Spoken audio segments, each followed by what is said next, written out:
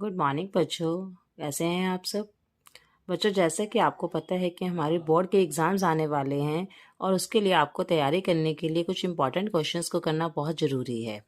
तो जैसा कि आप जानते हैं कि मैं डेली आपके लिए एक मोस्ट इम्पॉर्टेंट क्वेश्चंस लेकर आती हूँ, तो मैं आज भी आपके लिए एक बहुत मोस्ट इम्पॉर्टेंट क्वेश्चंस जो पेपर के पॉइंट ऑफ व्यू से इम्पॉर्टेंट है, चैप्टर नंबर फर्स्ट का हमारा थ्योरम नंबर 1.4 जो क्वेश्चंस है कि prove that root 2 is irrational. जैसा कि बच्चों आपको पता है, इस क्वेश्चन को करने के लिए आपको रैशनल नंबर्स के बारे में क्लियरली पता होना चाहिए। जैसे हमारा क्वेश्चन है prove that root 2 is irrational. अगर आपको नंबर को इरेशनल प्रूव करना है तो इस क्वेश्चन में हम क्या करते हैं कि हम इसके बिल्कुल ऑपोजिट ये मानकर चलते हैं कि रूट 2 क्या है, एक रैशनल नंबर है। अगर रूट 2 एक रैशनल नंबर है तो आपको 9th क्लास में हम लोग जैसे कि स्टडी कर चुके हैं कि रैशनल नंबर्स कौन से नंबर्स होते हैं। Rational numbers are the numbers जिन्हें हम a बाई बी की फॉर्म के अंदर लिख सकते हैं। रैशनल नंबर्स वो नंबर्स होते हैं जिन्हें a बाई बी की फॉर्म के अंदर लिखा जाता है। यहाँ पर a और b क्या है? a और b आर द इंटीजर्स। और एक जो मेन कंडीशंस है रैशनल नंबर्स की, b नॉट इक्वल टू 0। वो ये पता होना चाहिए कि a एंड b बहुत सारे क्या है, को प्राइम नंबर्स। यहाँ पर को प्राइम नंबर्स कौन से नंबर्स होते हैं? Coprime numbers are the numbers having not other than 1, ऐसे नंबर्स जिनमें एक के अलावा कोई भी कॉमन फैक्टर नहीं होता। Coprime numbers are the numbers having not common factor other than 1। जैसे कि आप स्क्रीन पे देख सकते हैं, coprime numbers are the numbers having not common factor other than 1। For examples 3 and 5, 4 and 9, 11 and 13। यह जरूरी नहीं है कि both numbers are the prime numbers. In this case 4 and 9 both are the co-prime numbers because in both numbers 4 and 9 not common factor other than 1. In a common language both numbers are not divided by the same table.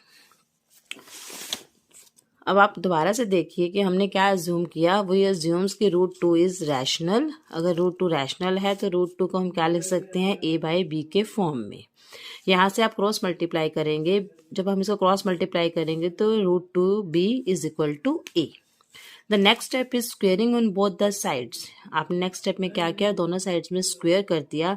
आपको पता है कि root और square आपस में cut हो जाते हैं। ये यहाँ से कट हो गया, हमारे पास क्या आया, 2b square is equal to a square. So b square is equal to a square by 2। इसे हम क्वेश्चन नंबर 2 का नाम देंगे। देखो यहाँ से हमें क्या पता चल रहा है कि जो a स्क्वेयर है वो 2 से डिवाइड हो रहा है। अगर a स्क्वेयर 2 से डिवाइड हो रहा है तो जो 2 है वो a को भी डिवाइड करेगा। अगर किसी चीज का स्क्वेयर, किसी नंबर का स्क्वेयर अगर उस नंबर से डिवाइड हो रहा है किसी नंबर से, तो वो इटसेल्फ वो नंबर खुद भी उसी नंबर से डिवाइड होगा।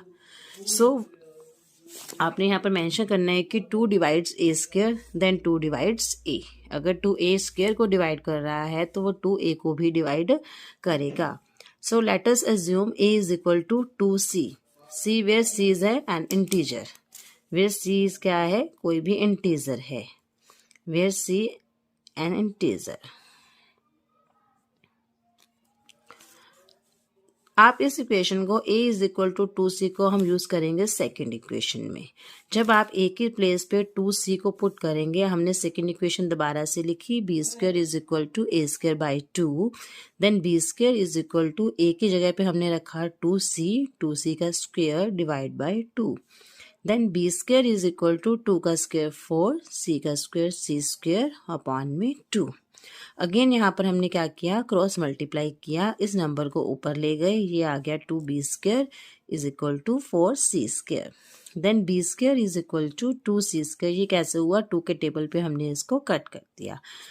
उसके बाद हम इस 2 को नीचे ले आए, b square by 2 is equal to c square. फिर अगेन क्या है कि अगर 2b स्क्वायर को डिवाइड कर रहा है तो 2b को भी डिवाइड करेगा।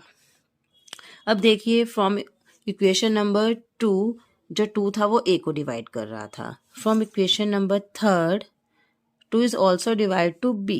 लेकिन हमने कहा कि a and b are both are the coprime numbers.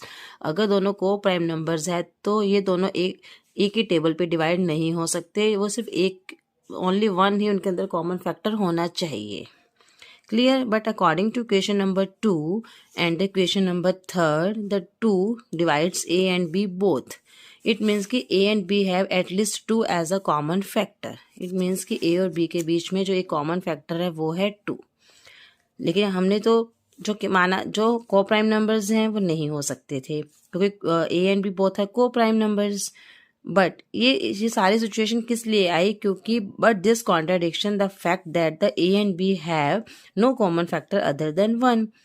तो ये वाली जो बात है कि 2 दोनों को डिवाइड कर रहा है, इस बात को कॉन्ट्राडिक्ट कर रहा है। या तो ये बात सही हो सकती है या फिर वो बात सही हो सकती है। लेकिन हमें पता है कि को प्राइम नंबर्स में ओनली कॉमन फैक्टर 1 होता है। दिस कॉन्ट्राडिक्ट अराइजिंग, ये क्यों हुआ? Because of our incorrect assumption. Means कि जो हमने स्टार्टिंग में ये माना था कि √2 क्या है, एक रैशनल नंबर है, इट मीन्स कि यही हमने क्या किया है, गलत माना है। जो हमारा अजम्पशन था यही रॉन्ग था। This contradict arisen because of our incorrect assumptions that √2 is rational. If √2 अगर हमारा कॉन्ट्रडिक्शन जो हमने माना था वही रॉन्ग हो गया, so we conclude that √2 is irrational.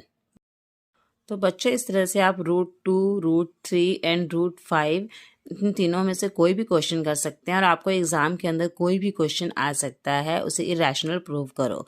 Irrational prove करने के लिए आपने सेम मेथड अडॉप्ट करना है। अगर आप √2 की जगह √3 भी कर सकते हैं और √5 भी कर सकते हैं। Bye bye.